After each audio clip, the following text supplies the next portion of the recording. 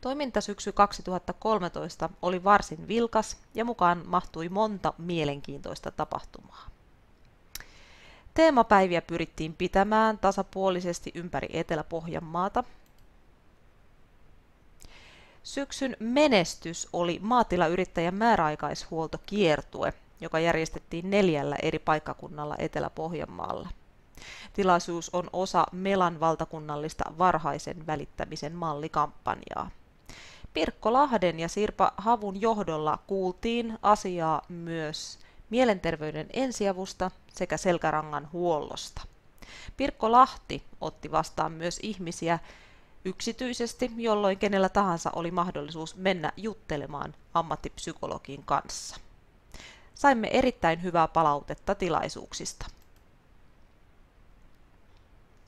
Mielenterveyden ensiapu on kansalaistaito ja tarjosimme koulutustilaisuuden sekä sidosryhmille että tuottajille.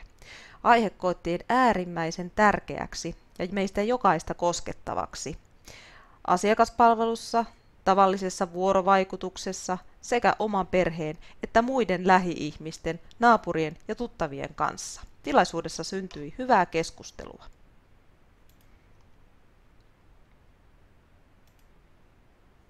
Yhteistyössä on voimaa.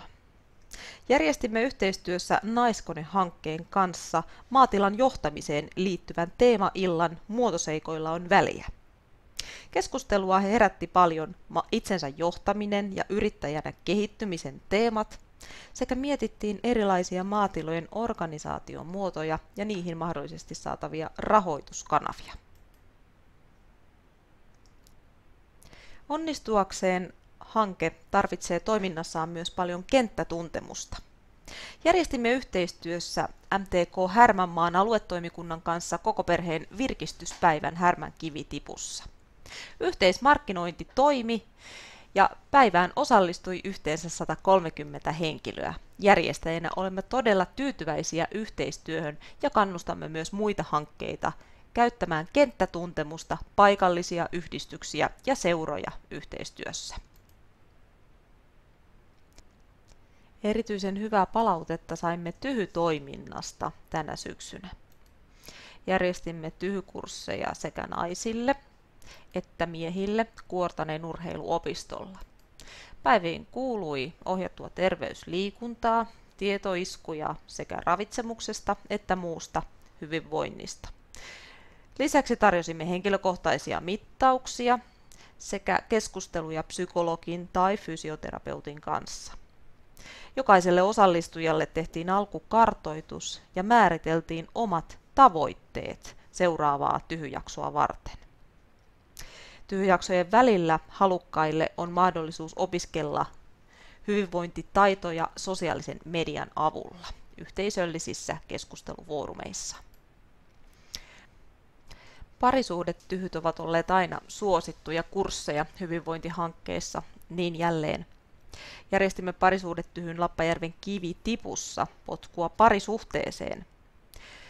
Tällainen lyhyt parisuhdetyhykurssi koetaan tervetulleena minilomana kahdestaan, jolloin voidaan hetki antaa aikaa toiselle ja omalle hyvälle ololle, silloin kun usein ollaan tilalla töissä 24/7. Syksyn opintomatka suuntautui Turkuun Satakuntaan. Ensimmäinen pysähdyspaikkamme oli Huittisilla vanhalla VPK:lla.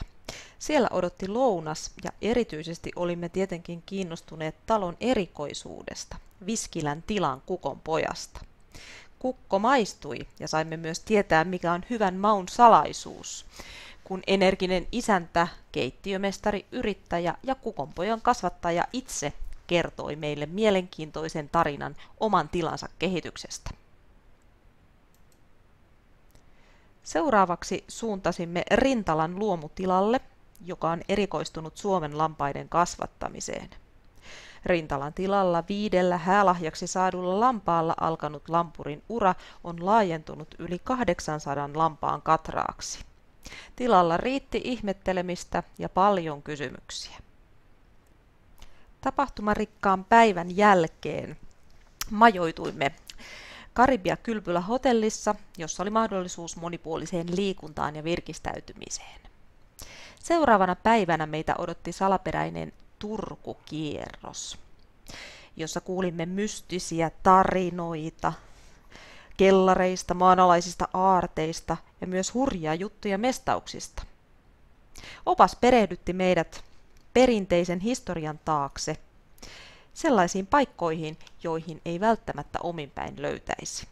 Mahtava kulttuurihistoriallinen seikkailu. Matka jatkui kohti Sunniemen pajutilaa. Sunniemen pajutila on keskittynyt viljeltävien pajukasvien lisäksi myös erilaisten suomalaisten luonnonmateriaalien työstämiseen.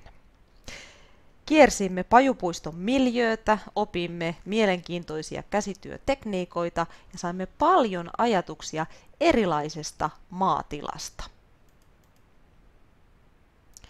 OK Kunnos-hankkeessa räätälöitiin myös mentorointiohjelmaa maatilayrittäjille sopivaksi. Maatilayrittäjän mentoroinnissa vertaistuki ja hyvien käytäntöjen jakaminen ovat keskiössä. Yhteisten keskusteluiden myötä molemmat sekä mentori että mentoroivat oppivat sekä ammattiasiaa että hyvinvointiasiaakin. Valmensimme mentorointiohjelmaan osallistujat psykologi Pia Tulisalon johdolla.